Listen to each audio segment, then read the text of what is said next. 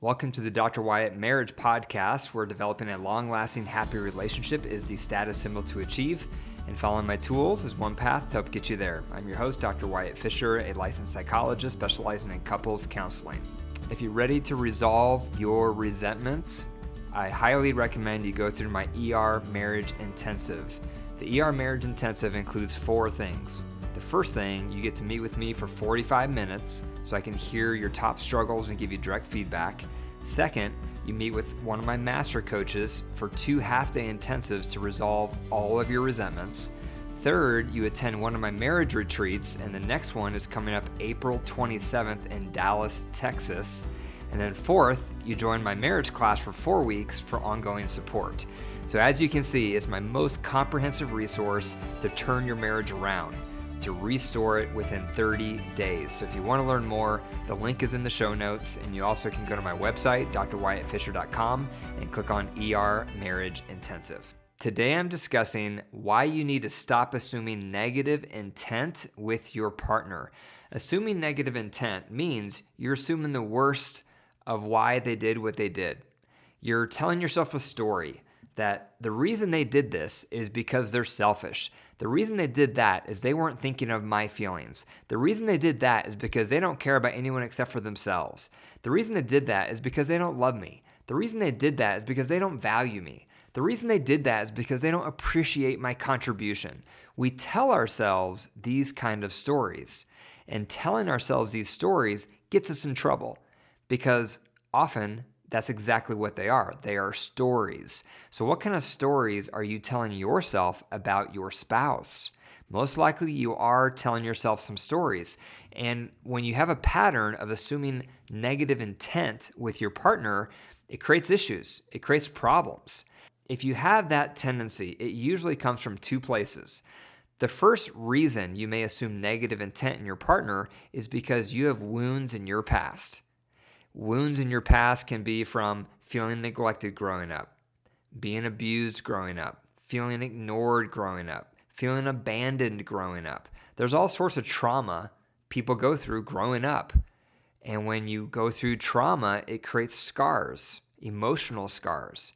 And because you've been hurt and you've been wounded, it's easy to project that onto your partner and think they're doing the same thing. But unfortunately, a lot of us don't recognize we're projecting onto our partner and we think it's a fact. So we assume negative intent and then we think and act like it's a fact when actually it's just a story, it's a narrative, it's an interpretation we're telling ourselves.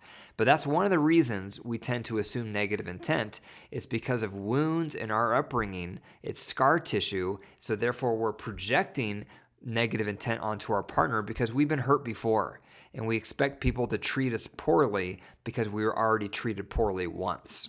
The second reason we can assume negative intent is because our love buckets are low. And love buckets are one of my favorite tools that I teach on, and basically we each have fillers we want, drainers we don't like, and we're in charge of filling up our partner's bucket while we stop draining it, and they're in charge of filling up our bucket and not draining it. And so the lower your love bucket, that means you're not feeling very loved in your relationship. The lower your love bucket, the more likely you're going to assume negative intent in your partner. Because when love buckets get low, the claws come out. And vice versa. When love buckets get full, we give our partner benefit of the doubt because love promotes grace.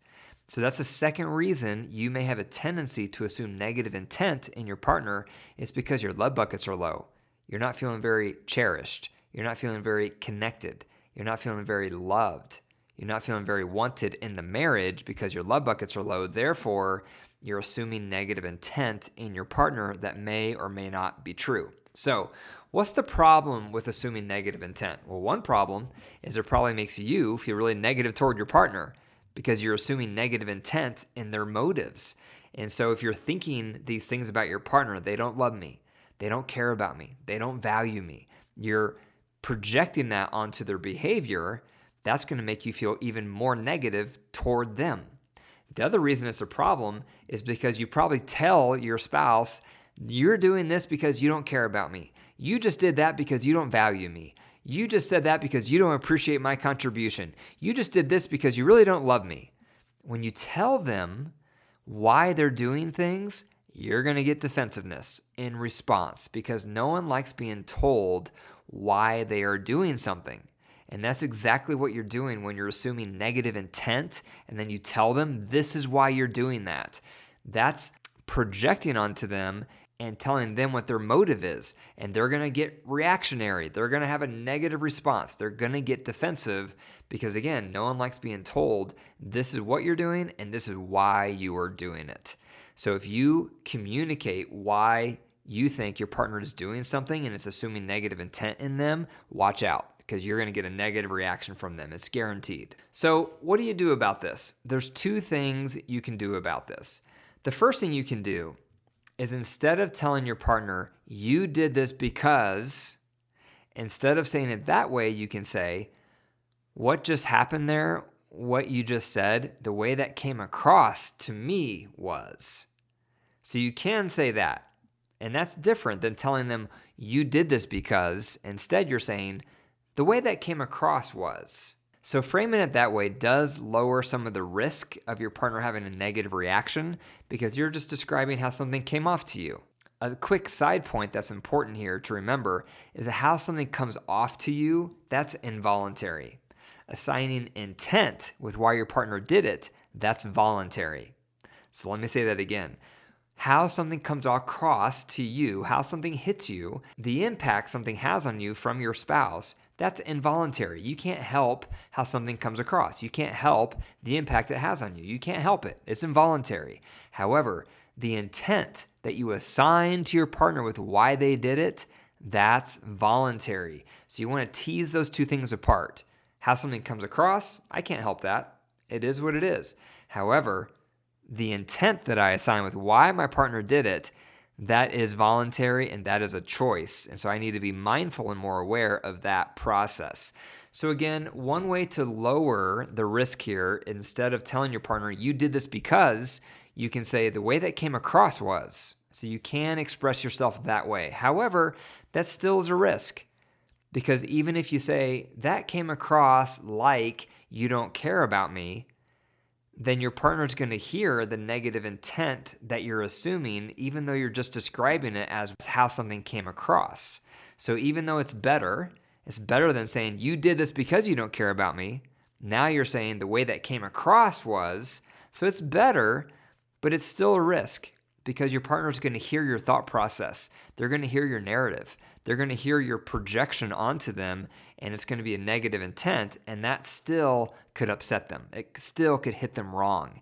So the safest way to express what you're feeling is you don't share any intent at all. Instead, you just say, this is what happened.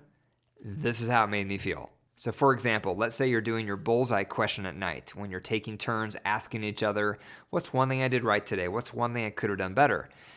In the bullseye, when you're sharing what your partner could have done better, instead of saying, this morning when you came home and you didn't really greet me after the gym, it just came across like you really don't care about me. Now, even though I just said it came across as, which is better, I shared my narrative. I shared my negative intent assumption, which is you don't care about me. So that could elicit a negative reaction from my spouse. So instead, if I want to keep it safest, I would share it like this. This morning when you came home from the gym, there wasn't much of a greeting for me and it hurt my feelings. That's it. That's all you say. So you say what happened, how it made you feel. You don't share any story. You don't share any narrative. You don't share any intent, because when you get into that kind of language, that's what people react to.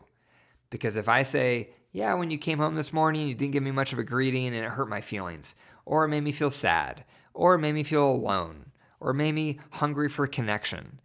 All I'm saying is what happened, what it made me feel.